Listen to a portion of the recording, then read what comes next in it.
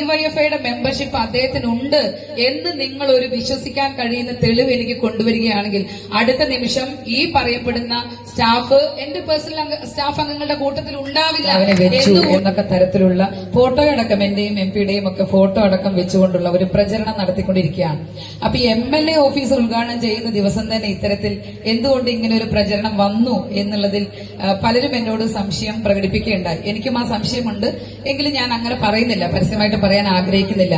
പക്ഷേ ഒരുപാട് വർഷക്കാലം പാലക്കാടിന്റെ പ്രിയങ്കരനായിട്ടുള്ള MPയുടെ ഡ്രൈവറായിട്ട് പ്രവർത്തിച്ച ഒരു വ്യക്തി, അതുപോലെ തന്നെ മുൻ യൂത്ത് കോൺഗ്രസിന്റെ സംസ്ഥാന പ്രസിഡന്റിന്റെ ഡ്രൈവറായിട്ട് പ്രവർത്തിച്ച ഒരു വ്യക്തി ഇപ്പോൾ മന്ത്രിയുടെ ഡ്രൈവറായപ്പോൾ എങ്ങനെയാണ് അയാൾ ഡിവൈഎഫ്ഐക്കാരനായിട്ട് മാറിയത്, പെട്ടെന്ന് കൊടുന്നനെ മാറിയത് എന്ന് എനിക്കറിയില്ല.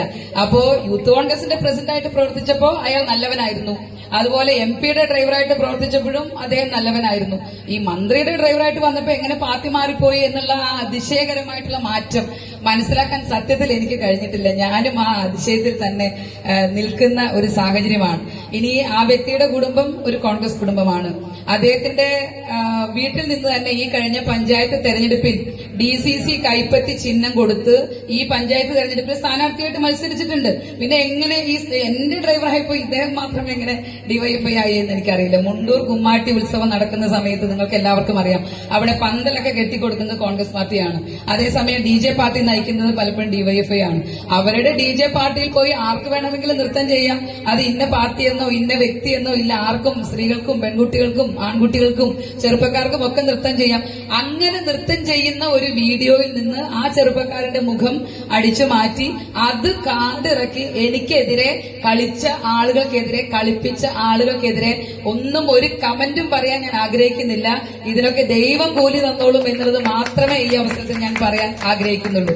കാരണം എന്റെ കുടുംബം പരിപൂർണമായിട്ട് കോൺഗ്രസ് കുടുംബമാണ്. പ്രത്യേകിച്ച് CPMന്റെ അതിശക്തമായിട്ടുള്ള ആക്രമണത്തിന് ഇരയായിട്ടുള്ള ഒരു വ്യക്തിയാണ് എന്റെ ജീവിത പങ്കാളി.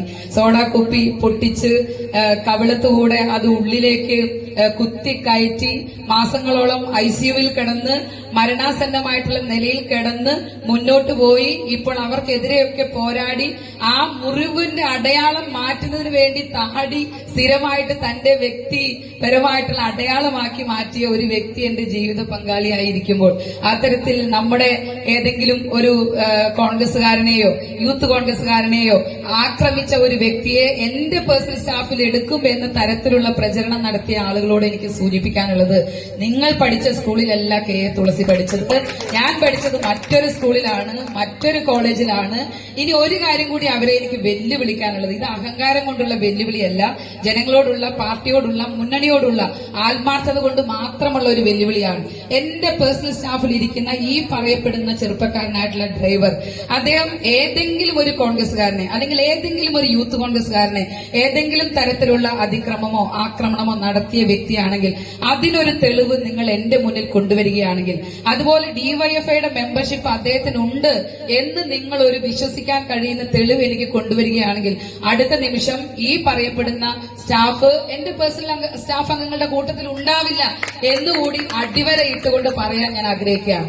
അതുകൊണ്ട് അത്തരത്തിൽ പ്രചരണം നടത്തുന്ന ആളുകൾ അതിൽ നിന്ന് പിൻവാങ്ങി പോകുന്നതാണ് നിങ്ങൾക്ക് നല്ലത്.